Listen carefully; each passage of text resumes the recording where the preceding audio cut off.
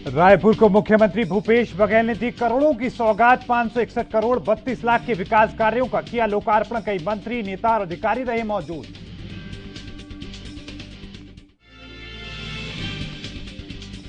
मुख्यमंत्री भूपेश बघेल ने लोकवाणी कार्यक्रम के जरिए बताई किसानों के लिए लाभकारी योजनाएं। राजीव गांधी किसान योजना के बारे में दी विस्तृत जानकारी। लोगों ने ध्यान से सुना। मुख्यमंत्री शिवराज सिंह चौहान ने अधिकारियों की संघ की बैठक। कहा, हम बार बार नहीं कर सकते लॉकडाउन और हाल में प्रदेश को कोरोना से है बचाना।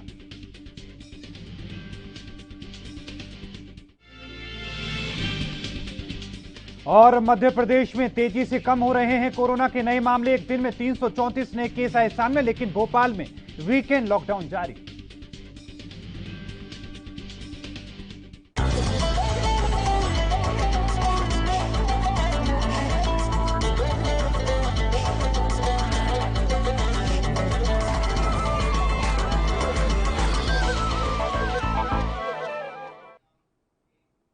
नमस्कार, ये एनबी न्यूज देख रहे हैं आप। मैं हूं मोहित चौधरी और आप सभी का स्वागत है स्वर्णिम मध्य प्रदेश छत्तीसगढ़ में। रुक करते हैं खबरों का।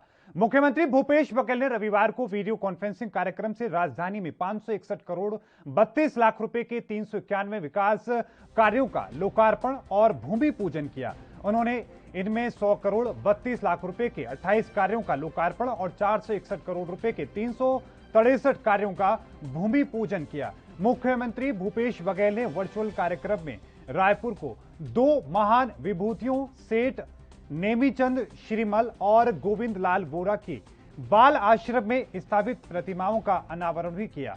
वहीं कार्यक्रम में गृह मंत्री ताम्रध्वज साहू, कृषि मंत्री रविंद्र चौबे, वन एवं जलवायु परिवर्तन मंत्री मोहम्मद अकबर और स्कूल शिक्षा मंत्री डॉक्टर प्रेमसाय सिंह टेकाम समेत अन्य मंत्री और अधिकारी मौजूद रहे।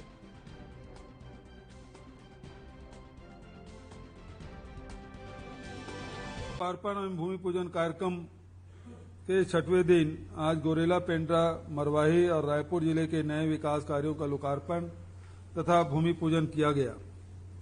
गोरेला, पेंड्रा, मरवाही जिले के 120 करोड़ 9 लाख रुपये के नए विकास कार्यों की सौगात मिली है। इसी तरह रायपुर जिले के को आज 561 करोड़ 32 लाख रुपये के विकास कार्यों की सौगात मिली।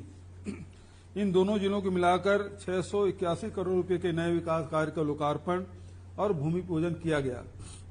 वर्चुअल कार्यक्रमों की शुरुआत के बाद से आज को मिलाकर अब तक 12 जिलों को कुल 3,800। छत्तीसगढ़ के सभी जिलों केंद्रों से प्रसारित मुख्यमंत्री भूपेश बघेल के लोकवाणी कार्यक्रम को रविवार को नगर निगम गार्डन में नागरिकों और जनप्रतिनिधियों ने उत्साह के साथ सुना। मुख्यमंत्री बघेल ने लोकवाणी के माध्यम से राजीव गांधी किसान न्याय योजना, मुख्यमंत्री वृक्षारोपण प्रोत्साहन योजना और फसल चक्र से किसानों को होने वाले लाभ के बारे में विस्तृत जानकारी दी। रेडियो वार्ता लोकवाणी सुनकर नगर निगम रायपुर के सभापति प्रमोद दुबे ने कहा कि राजीव गांधी किसान न्याय योजना में किसान हित में दूरगामी सोच का परिचायक है। मुख्यमंत्री भूपेश बघेल सरकार बनते ही सर्वप्रथम किसानों का कर्ज माफ किया, किसानों के लिए किए गए वादे पूरे किए और राजीव गांधी किसान न्याय योजना लाकर किसानों का आर्थिक सुदृढ़ीकरण करने का काम किया। राज्य की कांग्रेस सरकार आम जन के साथ साथ विशेष रूप से अन्नदाता किसानों की आर्थिक स्थिति को सुदृढ़ बनाकर उनके जीवन में परिवर्तन लाकर खुशहाली पैदा करने की दिशा में सतत प्रयासरत है। इसी तारतम्य में राजीव गांधी किसान न्याय योजना के अंतर्गत धान और गन्ना उत्पादन करने वाले किसानों के लिए निर्धारित अनुदान राशि 5,597 करोड़ में से प्रथम किस्त 1,500 करोड़ रुपये। मुख्यमंत्री भूपेश बघेल से बीते रोज मुख्यमंत्री निवास कार्यालय में steel authority of India limited की चेयरपर्सन और चेयरमैन सोमा मंडल ने सौजन्य मुलाकात की। मुख्यमंत्री बघेल और सेल की चेयरमैन मंडल के मध्य सेल के अधिकारियों का 2017 से पे रिवीजन और कर्मचारियों का वेज रिवीजन लागू करने, बीएसपी के कर्मचारियों की नियुक्तियां में छत्तीसगढ़ के मूल निवासियों को वरीयता देने के साथ उनका कौशल उन्नयन करने के लिए प्रशिक्षण देने के बारे में चर्चा की गई।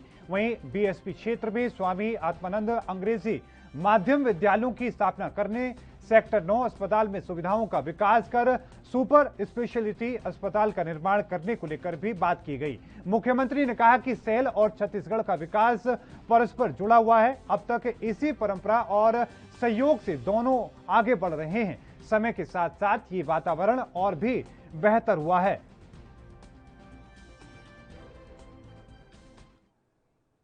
छत्तीसगढ़ के सिलगीर में बीते 28 दिनों से चल रहा आदिवासी ग्रामीणों का प्रदर्शन आखिरकार खत्म हो चुका है।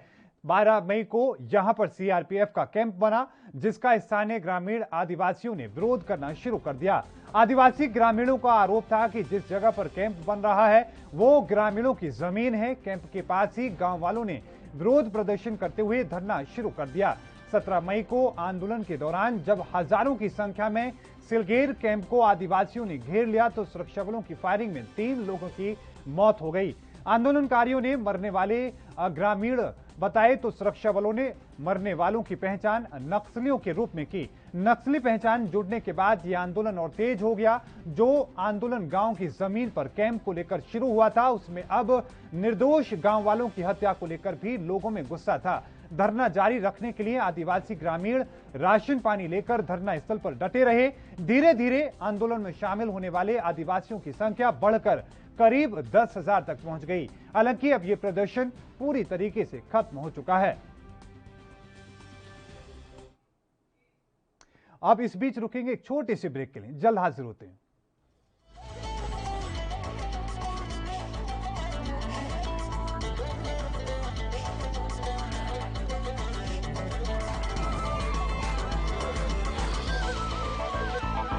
कोरोना वायरस ਨੂੰ ਅਸੀਂ ਤਾਂ ਹੀ ਹਰਾ ਸਕਦੇ ਹਾਂ ਜੇਕਰ ਅਸੀਂ ਆਪਣੇ ਵੱਧ ਤੋਂ ਵੱਧ ਟੈਸਟ ਕਰਵਾਵਾਂਗੇ ਤੇ ਵੈਕਸੀਨੇਸ਼ਨ ਲਗਵਾਵਾਂਗੇ। जैसे ही ਤੁਹਾਨੂੰ ਕੋਈ ਥੋੜੀ ਬਿਮਾਰੀ ਵੀ ਲੱਗੇ, ਤੁਹਾਨੂੰ ਲੱਗੇ ਕਿ ਮੈਨੂੰ ਮੇਰੀ ਛਾਤੀ 'ਚ ਦਰਦ ਹੈ ਜਾਂ ਮੈਨੂੰ ਖਾਂਸੀ ਹੋ ਗਈ ਜਾਂ ਮੈਨੂੰ ਜ਼ੁਕਾਮ ਹੋ ਗਿਆ ਜਾਂ ਮੇਰਾ ਬਦਨ 'ਚ ਦਰਦ ਹੈ, ਤੁਸੀਂ ਵੇਟ ਨਾ ਕਰੋ, ਟੈਸਟ ਕਰਾਓ। ਪੰਜਾਬ ਸਰਕਾਰ ਵੱਲੋਂ ਕੋਰੋਨਾ ਵਾਇਰਸ ਨਾਲ ਨਜਿੱਠਣ ਲਈ ਪੰਜਾਬ ਦੇ ਪਿੰਡਾਂ ਵਿੱਚ ਵੈਕਸੀਨੇਸ਼ਨ ਡਰਾਈਵ ਚਲਾਈ ਗਈ ਹੈ ਤਾਂ ਜੋ 18 ਸਾਲ ਤੋਂ ਉੱਪਰ ਦੇ ਸਾਰੇ ਲੋਕ ਜਲਦ ਤੋਂ ਜਲਦ ਆਪਣੀ ਵੈਕਸੀਨੇਸ਼ਨ ਕਰਵਾ ਸਕਣ। पूरे पंजाब ਦੇ ਪਿੰਡਾਂ ਲਈ ਕੋਵਿਡ ਟੈਸਟਿੰਗ ਕੇਂਦਰ ਸਥਾਪਿਤ ਕੀਤੇ ਗਏ ਨੇ। ਜੇਕਰ ਤੁਹਾਨੂੰ ਬੁਖਾਰ ਜ਼ੁਕਾਮ ਜਿਹੇ ਲੱਛਣ ਮਹਿਸੂਸ ਹੁੰਦੇ ਹਨ ਤਾਂ ਤੁਰੰਤ ਆਪਣਾ ਕੋਰੋਨਾ ਵਾਇਰਸ ਦਾ ਟੈਸਟ ਕਰਵਾਓ। ਕੋਰੋਨਾ ਸੰਬੰਧੀ ਜਾਣਕਾਰੀ ਲਈ 104 ਹੈਲਪਲਾਈਨ ਤੇ ਕਾਲ ਕਰੋ। तो ਤੁਸੀਂ ਪਲੀਜ਼ ਇਸ ਗੱਲ ਤੋਂ ਹੁਣ ਮੇਰੀ ਗੱਲ ਮੰਨੋ ਕਿ ਆਪਾਂ ਪੰਜਾਬ ਨੂੰ ਬਚਾਉਣਾ ਹੈ, ਆਪਣੇ ਪਰਿਵਾਰਾਂ ਨੂੰ ਬਚਾਉਣਾ ਹੈ, ਆਪਣੇ ਪਿੰਡ ਨੂੰ ਬਚਾਉਣਾ ਹੈ, ਤੁਸੀਂ ਆਪਣੇ ਮੁਹੱਲਿਆਂ ਨੂੰ ਬਚਾਉਣਾ ਹੈ।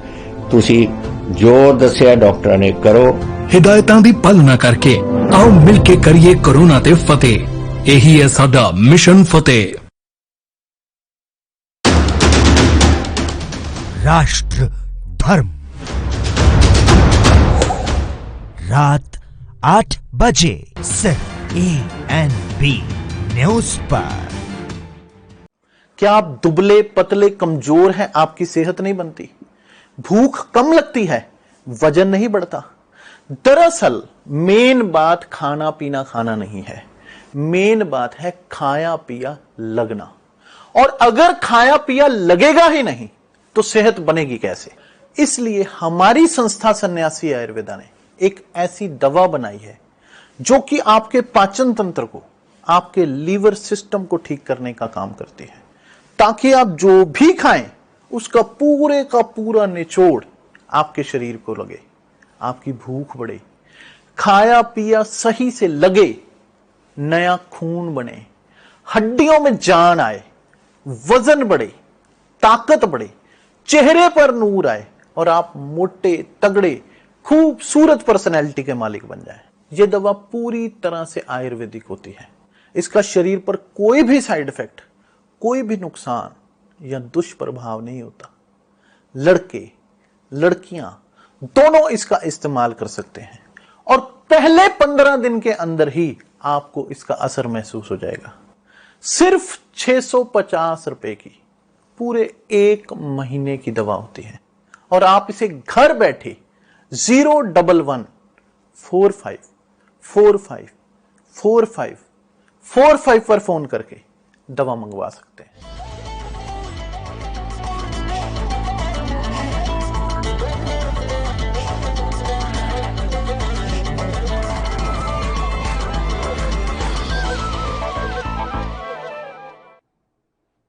ब्रेक के बाद एक बार फिर से आपका स्वागत है। रुक करते हैं बाकी खबरों का। मध्य प्रदेश में राज्यसभा सांसद ज्योतिरादित्य सिंधिया को बीजेपी जल्द ही एक बड़ा तोहफा देने जा रही है। उन्हें मोदी सरकार में मंत्री पद दिया जाना लगभग तय माना जा रहा है। मोदी सरकार 2.0 के 2 साल पूरे होने के ठीक बाद प्रधानमंत्री मोदी अपने मंत्रिमंडल में फेरबदल करने की तैयारी में है। प्रधानमंत्री ने गृह मंत्री अमित शाह और बीजेपी के राष्ट्रीय अध्यक्ष जेपी नड्डा के साथ बैठक की थी। इसके बाद सिंधिया समर्थक दावा कर रहे हैं कि उनके नेता को जल्द ही मोदी कैबिनेट में जगह मिलने वाली है। सिंधिया समर्थक एक वरिष्ठ नेता ने बताया कि सिंधिया को रेलवे की कमान मिल सकती है। हालांकि उन्हें शहरी विकास या मानव संसाधन जैसे अहम मंत्रालय दिए जाने की चर्चाएं हैं। उन्हें बीजेपी में शामिल हुए 15 महीने हो चुके हैं। अब बीजेपी उनसे किया वादा पूरा करने जा रही है। खबरों के मुताबिक प्रधानमंत्री मोदी ज्योतिरादित्य को कैबिनेट मंत्री बनाएंगे। इसकी वजह यह है कि मनमोहन सरकार में भी उन्होंने अपने कामों के चलते एक एक्टिव मंत्री की छवि बनाई थी। इस बार वे टीम मोदी में शामिल होते हैं तो फिर वे अपना काम दिखा पाएंगे। उनकी क्षमताओं का लाभ उन्हें प्रस्तावित फेरबदल में मिलने की पूरी संभावना है।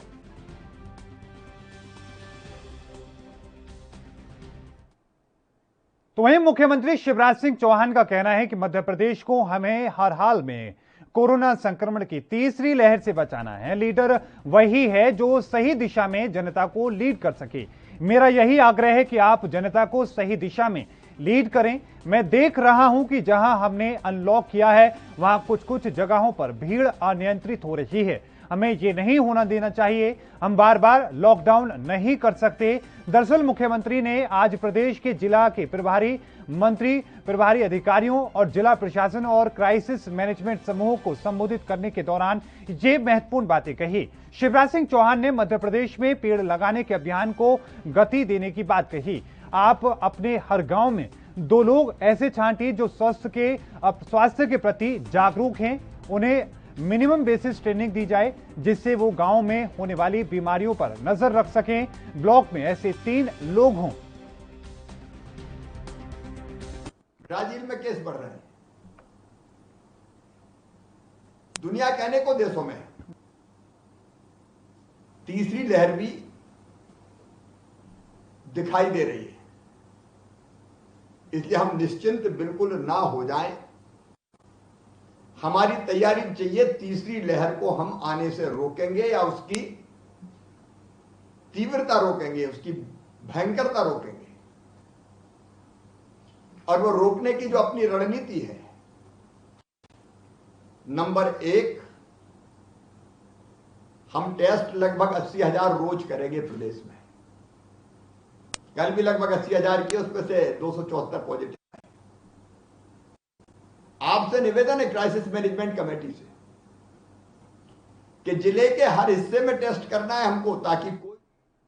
तो वहीं कोरोना पीड़ित बच्चों को लेकर मध्य प्रदेश के मुख्यमंत्री शिवराज सिंह चौहान ने कहा कि प्रदेश में जो अनाथ बच्चे हैं उन्हें हम सड़कों पर अकेला नहीं छोड़ सकते। हम इन बच्चों की शिक्षा, खान पान, रहने की व्यवस्था करेंगे। और क्या कुछ मुख्यमंत्री शिवराज सिंह चौहान ने कहा है, आइए सुनते हैं।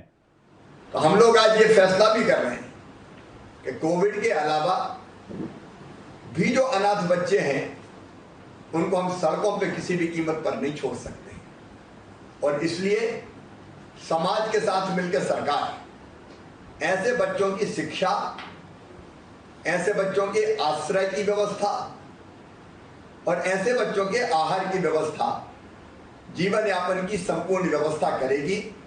इसके लिए बहुत जल्दी हम एक योजना आपके सामने रखेंगे। कुछ जिलों ने बहुत अच्छी पहल की है।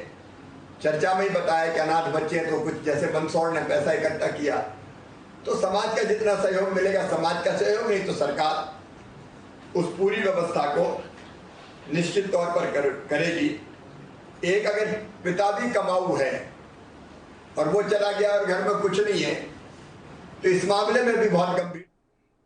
मध्य प्रदेश में 15 जून तक लॉकडाउन के बाद और छूट दिए जाने के संकेत मुख्यमंत्री शिवराज सिंह चौहान ने दिए। उन्होंने क्राइसिस मैनेजमेंट की तारीफ करते हुए कहा कि आज प्रदेश में बहुत ही सुखद स्थिति है। कोरोना मरीज घटते जा रहे हैं। अब हम कुछ हमें चलाने की जरूरत है, लेकिन सावधानी रखने भी बहुत जरूरी है। क्या कब तक बंद रहेगा और किसे छूट मिलेगी, ये क्राइसिस मैनेजमेंट को ही तय करना है। मुख्यमंत्री ने कहा कि क्राइसिस मैनेजमेंट की टीम ने बहुत अच्छा काम किया है। संक्रमण को नियंत्रण करने के लिए पंचायत, वार्ड, ब्लॉक और जिले की क्राइसिस मैनेजमेंट कमेटी ने बखूबी अपनी जिम्मेदारी निभाई है। भोपाल, इंदौर और जबलपुर में कोरोना के रोजाना मिलने वाले केस अब 2 अंकों में रह गए हैं। जबलपुर में तो ये 13 से 14 पर आ गए हैं और 20 जिले ऐसे हैं जहां पर एक भी पॉजिटिव केस नहीं है। हम लगभग नियंत्रण के आसपास हैं। आज प्रदेश में पॉजिटिविटी सिर्फ 0.3% रह गई है। शायद देश में ये सबसे कम है। तो वहीं मध्य प्रदेश में कोरोना के मामले अब लगातार गिरते जा रहे हैं। 24 घंटे में यहां पर 334 नए केस सामने आए हैं, जबकि 21 लोगों की कोरोना से मौत हो गई। हालांकि इन सबके बावजूद प्रदेश सरकार किसी भी तरह की कोताही बरतने के मूड में नहीं है। आपको बता दें कि राज्य में अभी भी वीकेंड लॉकडाउन जारी है और इसी कड़ी में भोपाल में लॉकडाउन के दौरान सड़कों पर बहुत कम लोग नजर आ रहे हैं। इस दौरान जो लोग अनावश्यक रूप से सड़कों पर दिखाई दे रहे हैं, पुलिस की ओर से उनसे बाकायदा पूछताछ की जा रही है। आपको बता दें कि विशेषज्ञ देश में दूसरी लहर के बाद तीसरी लहर की संभावना जता रहे हैं और इसे देखते हुए प्रशासन अपने अलर्ट मोड पर है। मध्य प्रदेश के इंदौर में प्रदेश कांग्रेस सचिव राकेश सिंह यादव ने पूर्व विधायक सुदर्शन गुप्ता के खिलाफ मुख्यमंत्री और डीआईजी को शिकायत पत्र सौंपा। दरअसल राकेश यादव ने सुदर्शन गुप्ता पर कोविड गाइडलाइंस के नियमों का उल्लंघन कर हवन करने का आरोप लगाया था। साथ ही राकेश यादव ने प्रशासन से पूर्व विधायक पर मामला पंजीकृत कर कानूनी कार्रवाई करने की मांग की थी।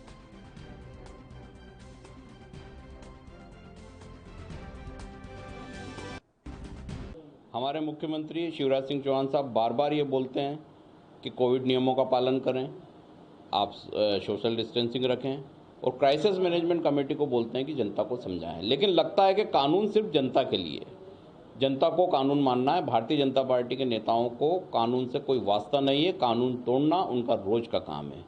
पूर्व विधायक सुदर्शन गुप्ता आदतन अपराधी हैं। पिछले वर्ष भी इन्होंने एक दलाल बाग मैदान में खाना बनवा कर हजारों लोगों को एकत्रित करा और बाद में खाने की लूट मच गई। वहाँ से ये भाग खड़े हुए, लोग गिरते पड़ते खाना लेके भागे। वो भी कोरोना काल था और वहाँ से कोरोना फैलना शुरू हुआ था।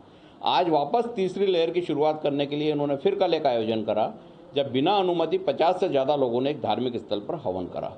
सवाल ये है कि आम जनता के लिए धार्मिक स्थल बंद हैं, लोग मंदिर में 4 से ज़्यादा जा नहीं सकते हैं, हवन नहीं कर सकते हैं, पूजन नहीं कर सकते हैं। क्या इंदौर की जनता को ये बताया जा रहा है कि सिर्फ भारतीय जनता पार्टी के नेता ही हवन और पूजन कर सकते हैं, वही धर्म के ठेकेदार हैं और बाकी जनता धार्मिक मंदिरों में पूजा स्थल पर नहीं जा सकती? क्या कानून सिर्फ जनता के लिए लागू है? और बहुत सीधा प्रश्न है कि क्या मुख्यमंत्री जी की अपील से कोई फर्क भारतीय जनता पार्टी के इस नेता को नहीं पड़ता? छत्तीसगढ़ में ब्लैक फंगस से 33 लोगों की मौत हो चुकी है। वहीं एक मरीज अस्पताल से लापता है, जिसकी तलाश की जा रही है। ये मरीज भिलाई के सेक्टर 9 अस्पताल में भर्ती था। इधर ब्लैक फंगस की दवाओं की आपूर्ति से भी इलाज प्रभावित हो रहा है। स्वास्थ्य विभाग से मिली जानकारी के मुताबिक प्रदेश में अब तक 286 ब्लैक फंगस के मरीज मिले हैं, जिनमें से 33 लोगों की जान जा चुकी है।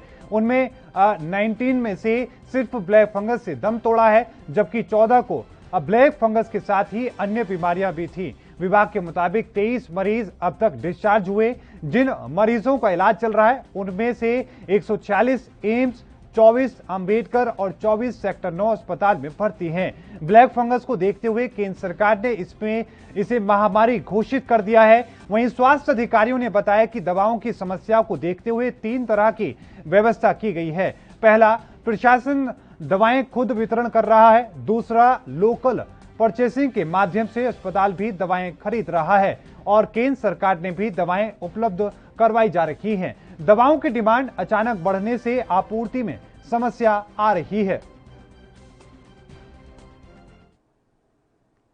छत्तीसगढ़ में कोरोना टीकाकरण को लेकर स्वास्थ्य विभाग ने नई पहल शुरू की है। आपको बता दें कि जिला स्वास्थ्य विभाग के मीडिया प्रभारी गजेंद्र डोंगरे ने बताया कि स्वास्थ्य विभाग ने नई पहल करते हुए कोविड टीकाकरण कार्यक्रम को डोर टू डोर पहुंचाने के लिए टीका तुरंत द्वार कार्यक्रम को महाअभियान के रूप में चलाने का फैसला लिया है। कार्यक्रम राष्ट्रीय बाल स्वास्थ्य कार्यक्रम की टीम के माध्यम से किया जा रहा है। टीकाकरण के लिए 4 टीमें बनाई गई हैं। Medical officer, pharmacist, lab technician और इसके साथ ही एएनएम समेत एक टीम में 4 से 5 सदस्य होंगे, जो रायपुर नगर निगम के 10 जोन के 70 वार्डों में टीकाकरण करेंगे। कार्यक्रम 28 जून तक चलेगा। टीमों की ओर से टीकाकरण के उपरांत भी कोविड-19 के अनुरूप व्यवहार का पालन करने की सीख भी दी जाएगी।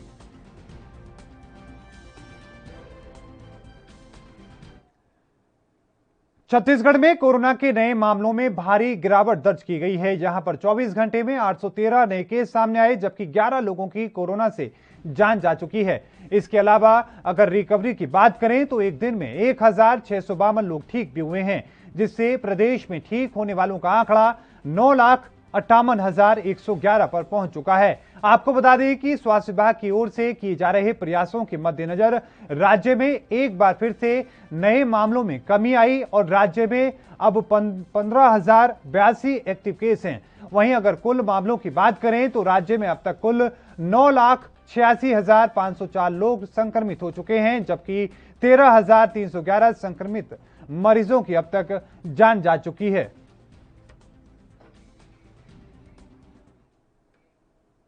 और इस बीच रुकेंगे एक छोटे से ब्रेक के लिए, जल्द हाजिर होते हैं।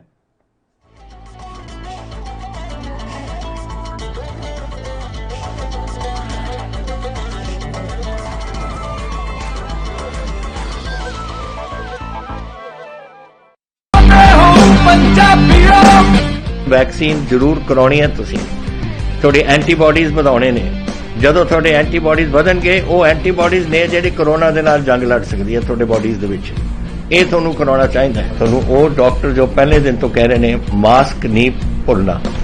ਅਗਰ ਕਿਸੇ ਨੂੰ ਕੋਵਿਡ ਹੋ ਵੀ ਚੁੱਕਿਆ, ਉਹਨੂੰ ਵੀ ਦੇਖੋ ਕਿ ਮਾਸਕ ਪਹਿਨੇ, ਕਿਉਂਕਿ ਸਟ੍ਰੇਨਸ ਬਦਲਦੇ। ਇਹ ਜਿਹੜੇ ਸਟ੍ਰੇਨ ਨੇ ਨਾ ਕੋਰੋਨਾ ਦੇ, ਇਹਨਾਂ ਦੀ ਮਿਊਟੈਂਟਸ ਬਣ ਜਾਂਦੇ ਨੇ। ਇਸ ਕਰਕੇ ਤੁਸੀਂ ਉਹ ਜੋ ਬੇਸਿਕ ਚੀਜ਼ਾਂ ਨੇ, ਮਾਸਕ ਪਹਿਨਣਾ, ਹੱਥ ਧੋਣੇ, सोशल डिस्टेंसिंग रखनी ये जरूरी है। ਤੁਹਾਨੂੰ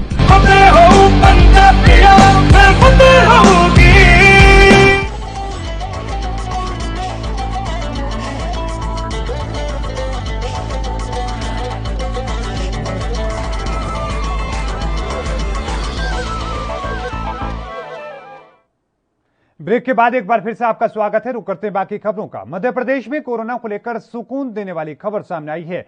प्रदेश में संक्रमण की स्थिति अब सुधरने लगी है। पिछले 24 घंटे में 49 जिलों में 10 से कम नए संक्रमित मिले हैं। स्वास्थ्य विभाग के मुताबिक केवल 3 जिले ऐसे हैं जहां पर 20 से ज्यादा नए केस मिले हैं। 13 जिलों में एक भी नया संक्रमित मरीज नहीं मिला। विभाग का कहना है कि कोरोना की संक्रमण दर भी घटकर 0.4% पर आ चुकी है। स्वास्थ्य विभाग द्वारा जारी आंकड़ों के मुताबिक 24 घंटों में प्रदेश में कोरोना के महज 337 नए मामले सामने आए हैं। इंदौर में 96, भोपाल में 53 और जबलपुर की हम बात करें तो 23 संक्रमित मरीज मिले हैं। बाकी सभी जिलों में नए संक्रमित मरीजों की संख्या 9 पर सिमट गई है। प्रदेश में एक्टिव केस 4,775 हो चुके हैं। सबसे ज्यादा 1,475 एक्टिव केस भोपाल में हैं। 742 एक्टिव केस के साथ में इंदौर दूसरे नंबर पर है। सबसे कम एक्टिव केस अलीराजपुर में है।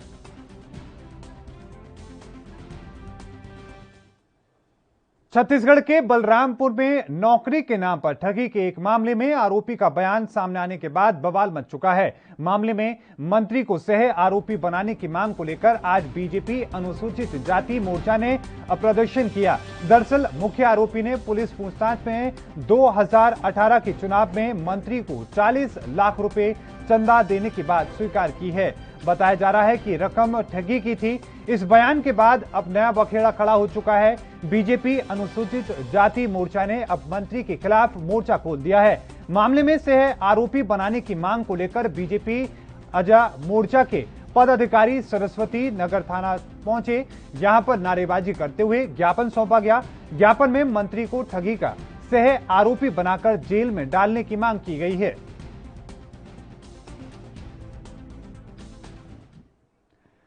छत्तीसगढ़ के गरियाबंद जिले में एक वाहन के पेड़ से टकरा जाने के कारण एक ही परिवार की 5 महिलाओं की मौत हो चुकी है। 6 लोग घायल हैं। पुलिस ने रविवार को इस बारे में बताया कि घटना में 6 लोग घायल हैं। घायलों में 3 महिलाएं, 15 साल का लड़का और वाहन चालक शामिल है। पुलिस के मुताबिक ये लोग मालेगांव के रहने वाले थे और अपने एक परिजन के अंतिम संस्कार के बाद पड़ोस के रायपुर जिले के अखट्टी खोरपा गांव में लौट रहे थे। आपको बता दें कि गरियाबंद के अतिरिक्त पुलिस अधीक्षक सुखनंदन ने बताया कि पुंडका थाना के कोपरा गांव के पास शनिवार रात 11 बजे के करीब ये घटना हुई है, जब ये वाहन चालक ने अपना संतुलन खो दिया और फिर एक पेड़ से जा टकराया। मध्य प्रदेश में भिंड जिले के सरकारी गेहूं उपार्जन केंद्र उमरी का एक वीडियो वायरल हो रहा है, जहां खरीद हुए गेहूं के बोरों में पाइप के द्वारा कर्मचारी पानी डालते हुए साफ तौर पर देखी जा रही हैं। भिंड कलेक्टर सतीश कुमार ने सख्त रुख अपनाते हुए कहा कि वीडियो हमने देखा है, प्रथम दृष्टया मामला गंभीर दिख रहा है। इसी के चलते हमने 5 सदस्य टीम बनाई है और क्योंकि मौके के स्थल पर गेहूं भी नहीं है, इससे लगता है कि घटना कुछ दिन पहले की है और जिस गोदाम में गेहूं रखा गया है उसकी जांच करवाकर जांच में जो भी दोषी ठहरेंगे उनके खिलाफ कड़ी कार्रवाई की जाएगी। वीडियो हमारे पास प्राप्त हुआ है कल, उसके तत्काल बाद हमने एक टीम गठित किया है जो उसको जांच किया जा रहा है और जो क्योंकि अभी वर्तमान में वो नहीं किया गया ऐसे प्रतीत हो रहा है, हो सकता कुछ समय के पहले किया गया हो या तो इसलिए क्योंकि वर्तमान में वहाँ माल नहीं है, तो जो वेयर हाउसेस में जहाँ ये रखना संभावित है तो उस वेयर हाउसेस का भी वो टीम विजिट करके जांच करेंगे। ये प्रथम दृष्टया मामला गंभीर लग रहा है तो इसलिए इसको गैर जांच करके उसके बाद अगर उसमें तो वहीं इंदौर की स्पेशल टास्क फोर्स ने बड़ी कार्रवाई करते हुए छोटा सराफ के 4 सोना चांदी के कारोबारियों को उनके घर से गिरफ्तार किया। इनके पास से एसटीएफ ने 3 किलो 75 ग्राम सोना जिसकी कीमत 1 करोड़ 55 लाख रुपए है और 1 करोड़ की नगद राशि बरामद की है। एसटीएफ को सूचना मिली थी कि आरोपी विदेश से सोना बिस्कुट मंगाकर मिलावट तैयार कर रहे हैं। फिलहाल एसटीएफ सभी आरोपियों से पूछताछ कर रही है।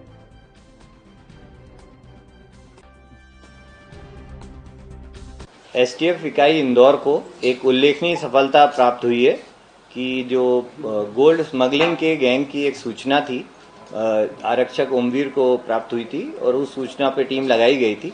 तो इस सूचना को तस्दीक किए जाने के उपरांत टीम ने जो एरोड्रम रोड पे 38 महावीर कृपा अपार्टमेंट में दबिश दी और वहाँ दबिश में एक कमरे के अंदर ये 4 जो संदिग्ध हैं रवि, योगेंद्र, दिनेश और अरविंद को हिरासत में लिया और इनके पास से करीब 3 किलो 75 ग्राम सोना और 1 करोड़ रुपए की नकदी बरामद की गई है। उक्त वैधानिक कार्रवाई उपरांत जब्ती उपरांत इसमें प्रकरण दर्ज किया गया है और इनसे पूछताछ की जा रही है। अभी इस प्रकरण में डीआरआई से हुए संवाद में उक्त सोने में जो विदेशी स्मगल्ड गोल्ड होने की और टेम्पर्ड स्वर्णिम मध्य प्रदेश छत्तीसगढ़ में अभी के लिए इतना ही। लगातार खबरों के लिए देखते रहें एएनबी न्यूज। मुझे दीजिए इजाजत। धन्यवाद।